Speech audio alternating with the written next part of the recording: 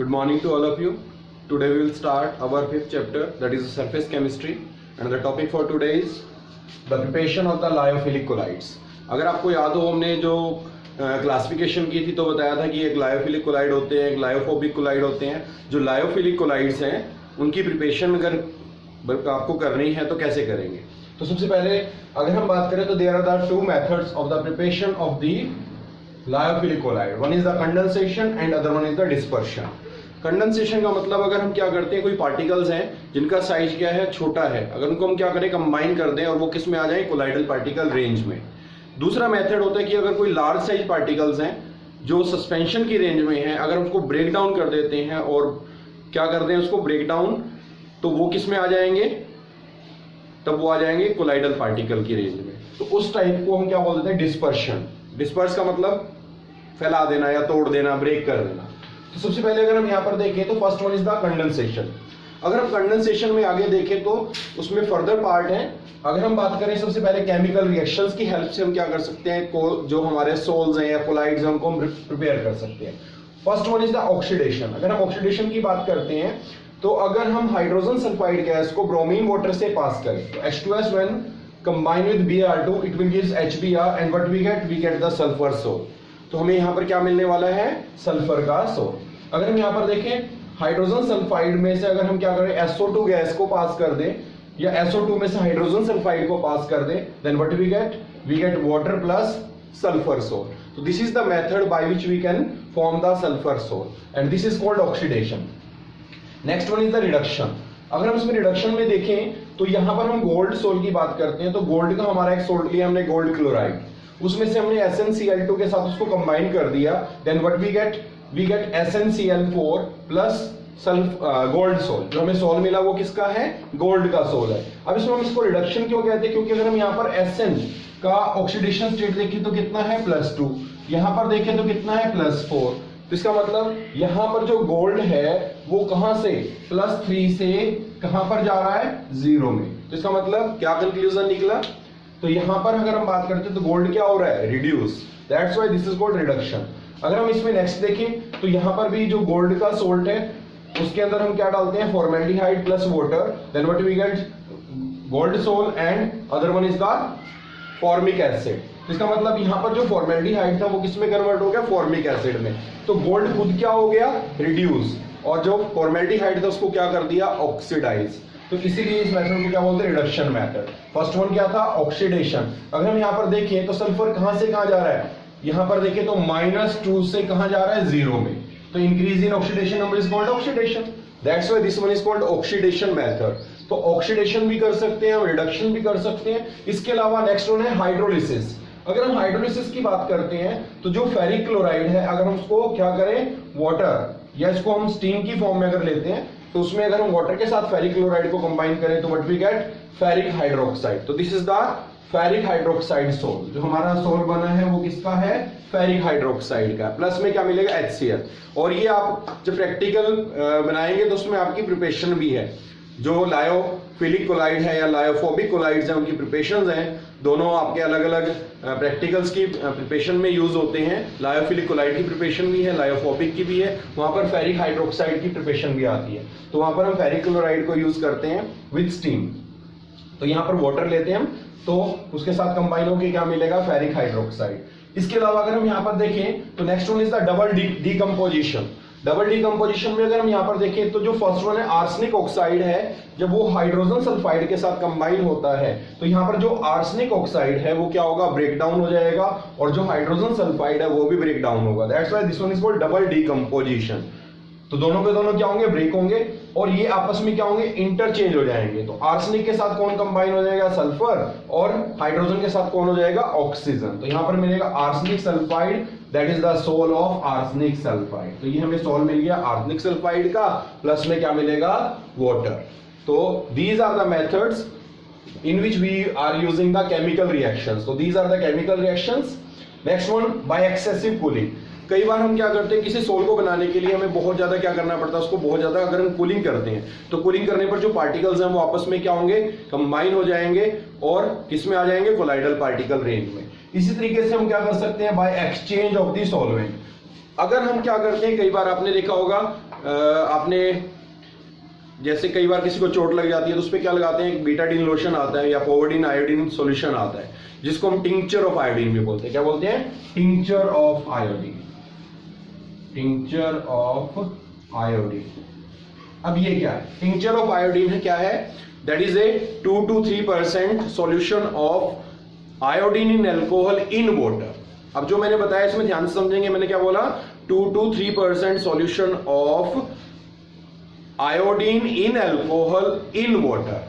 क्योंकि अगर हम बात करें तो आयोडीन जो है वो वाटर में सॉल्युबल नहीं है, but iodine is soluble in alcohol.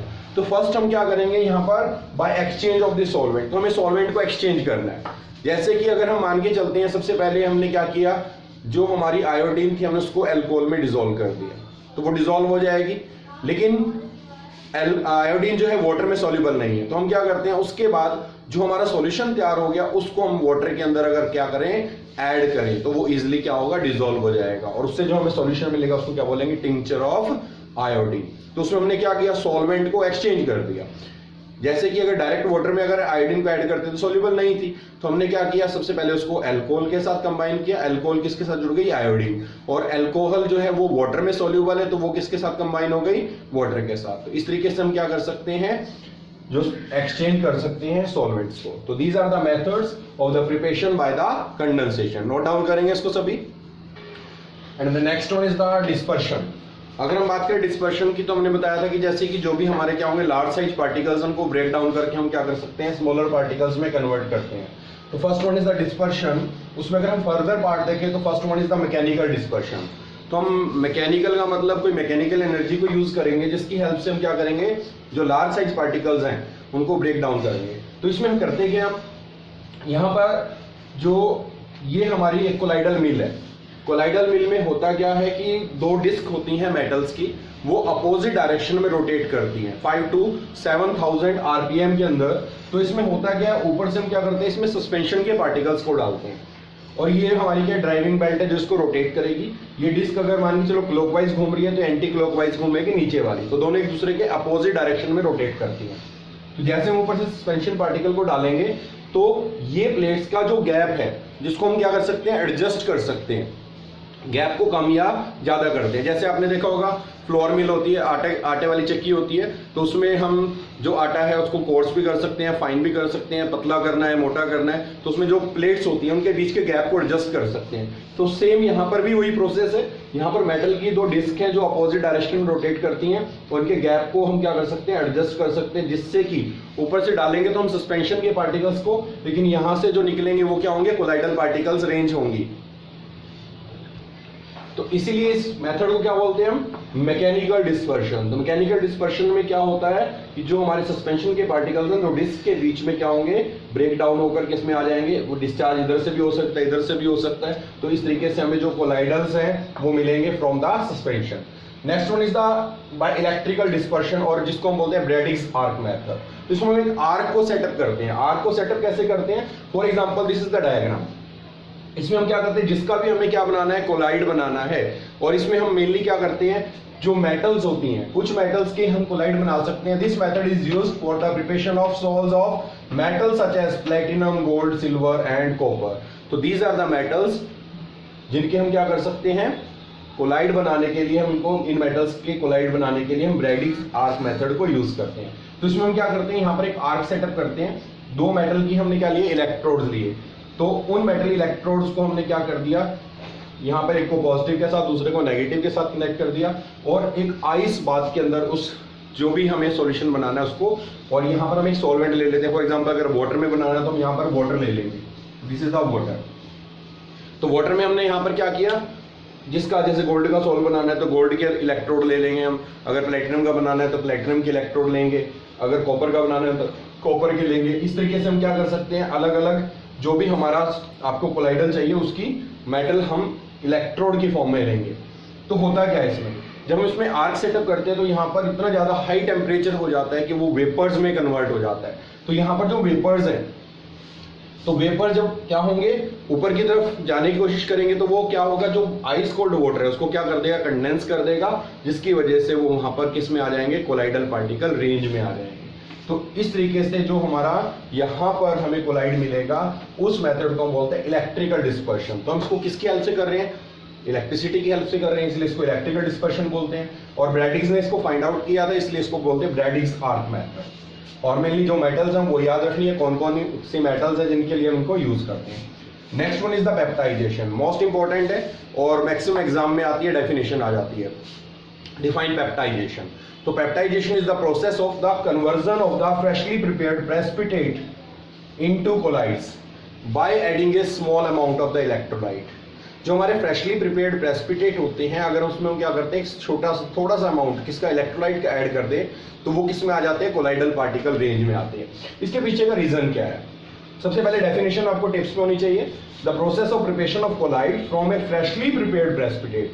जो हमारे प्रेसिपिटेट्स होते हैं वो आपस में कंबाइन हो जाते हैं, लेकिन जैसे हम उसमें क्या डालते हैं, थोड़ा सा इलेक्ट्रोलाइट डालते हैं, तो वो इलेक्ट्रोलाइट क्या करता है, जैसे फॉर एग्जांपल ये हमारा फेरिक हाइड्रोक्साइड का एक प्रेसिपिटेट है और हमें इसका सोल बनाना है या कोलाइड्स बनाने हैं, तो क्या करेंगे, तो हमने इसमें थोड़ा सा क्या डाल दिया, फेरिक क्लोराइड को ऐड कर दिया, तो that is the electrolyte.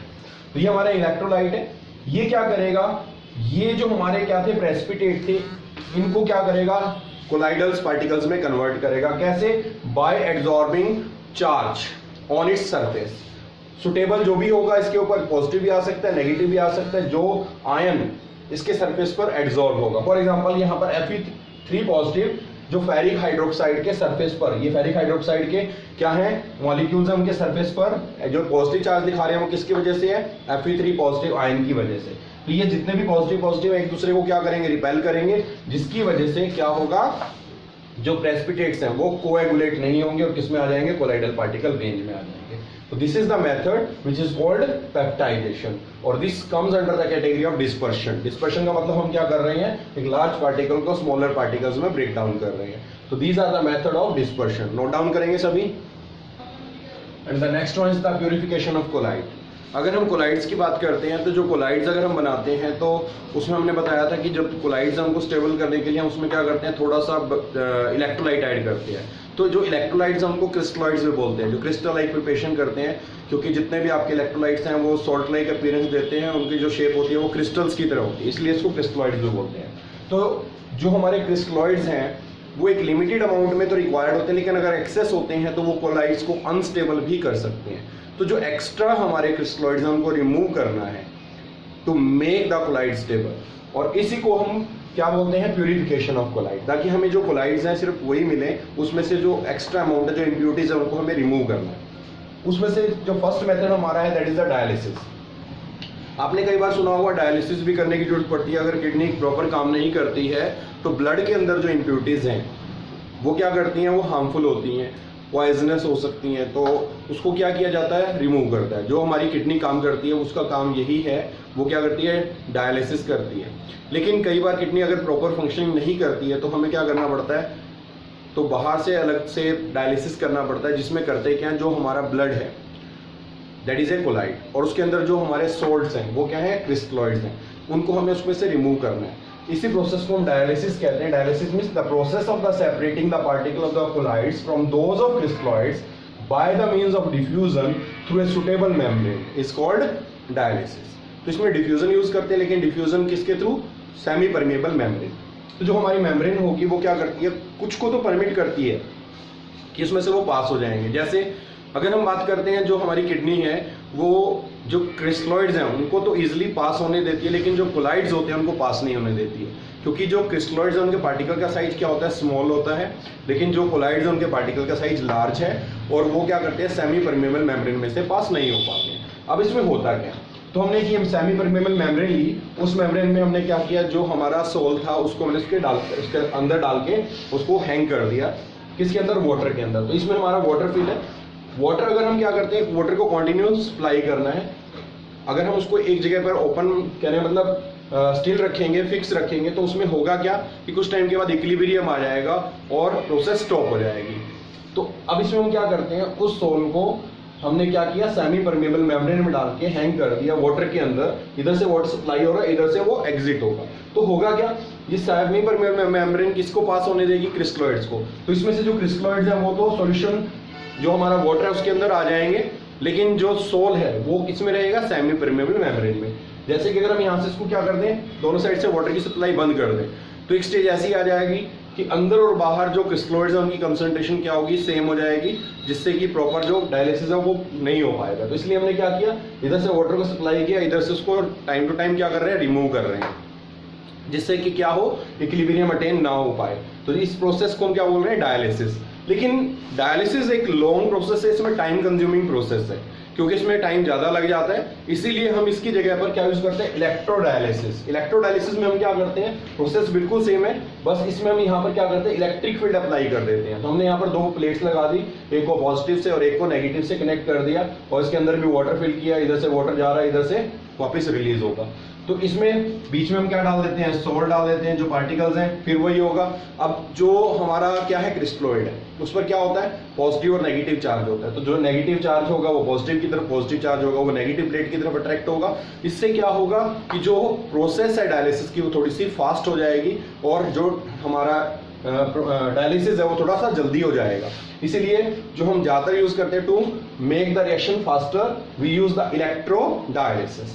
Next one is the ultrafiltration. अब अल्ट्राफिल्ट्रेशन क्या होती है, अगर फॉर एग्जांपल अगर हम आपको एक नॉर्मल फिल्टर पेपर दें और उसमें से बोलते हैं कोलाइडल को अगर आप पास करोगे तो क्या होगा, वो पास हो जाएगा, फिल्ट्रेशन पॉसिबल है? No, filtration is not possible, क्योंकि जो हमारा नॉर्मली फिल्टर पेपर होता है उसका जो पोर का साइज होता है वो लार्ज होता है, जिसमें से कोलाइडल पार्टिकल इजिली पास हो जाते हैं।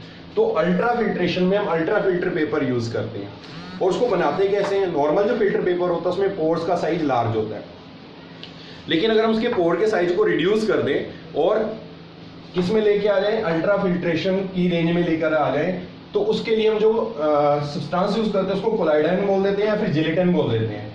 वो एक्चुअली होता क्या है, that is a 4% solution of nitrocellulose in a mixture of alcohol and ether. तो जो हम बनाते हैं सॉल्यूशन वो क्या होता है, 4% सॉल्यूशन होता है नाइट्रोसेलुलोज का mixture with alcohol and ether. हम क्या करते हैं, फिल्टर पेपर को लेते हैं, उस सॉल्यूशन में डिप कर देते हैं। जैसे डिप करेंगे तो वो क्या करेगा, जो लिक्विड है या जो हमारा पेस्ट है वो क्या करेगा, जो पोर्स हैं उनके चारों तरफ उसको सराउंड करने की कोशिश करेगा। लेकिन जैसे वो क्या करेगा, उसको धीरे धीरे, जैसे फॉर एग्जांपल ये हमारा पोर का साइज था, जैसे ये पोर है, तो इधर उसके चारों तरफ वो डिपॉजिट होना शुरू हो जाएगा। ऐसे करते जाएंगे तो धीरे धीरे आप देख रहे हैं पोर का साइज क्या हो रहा है, रिड्यूस हो रहा है।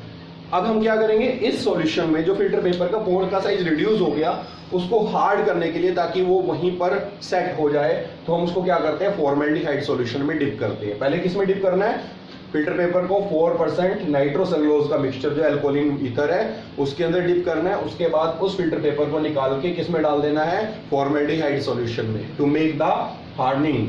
ठीक है, जो हमारा फिल्टर पेपर है, ताकि जो हमारा लिक्विड था वो क्या हो जाए, एक हार्ड सब्सटेंस में कन्वर्ट हो जाए, ताकि जो पोर का साइज है पहले कितना था, लार्ज था, अब क्या हो गया, रिड्यूस हो गया। तो इस तरीके से जो फिल्टर पेपर मिलता है उसको क्या बोलते हैं, अल्ट्रा फिल्टर पेपर। तो इसमें कई बार आ जाता है कि कौन सा सॉल्यूशन यूज करते हैं, कोलाइडाइन क्या होता है, 4% सॉल्यूशन ऑफ नाइट्रोसेलुलोज, उसके बाद किस में डिप करते हैं, फॉर्मेल्डिहाइड। तो ऐसे छोटे छोटे क्वेश्चंस बीच में बन जाते हैं, तो इनको आपने नोट डाउन करना है। उसके अलावा एक अल्ट्रा सेंट्रीफ्यूगेशन भी है। अल्ट्रा सेंट्रीफ्यूगेशन का मतलब, जैसे कई बार आपने देखा होगा ब्लड का आप सैंपल देते हैं तो उसको क्या करते हैं, एक सेंट्रीफ्यूगेशन मशीन में डालते हैं। उससे होता क्या है, जब उसको रोटेट करते हैं तो आप देखते हैं जो रेड ब्लड सेल्स हैं, प्लाज्मा है, वो सारे सेपरेट हो जाते हैं। इसी तरीके से अगर हम क्या करते हैं, अल्ट्रा सेंट्रीफ्यूगेशन यूज करते हैं, तो जो कोलाइडल पार्टिकल्स हैं वो सेटल डाउन हो जाएंगे और हम उनको क्या कर सकते हैं, जो क्रिस्टलॉइड्स हैं उनसे सेपरेट कर सकते हैं। तो these are the methods which are used for the purification of colloids. इसको नोट डाउन करेंगे सभी।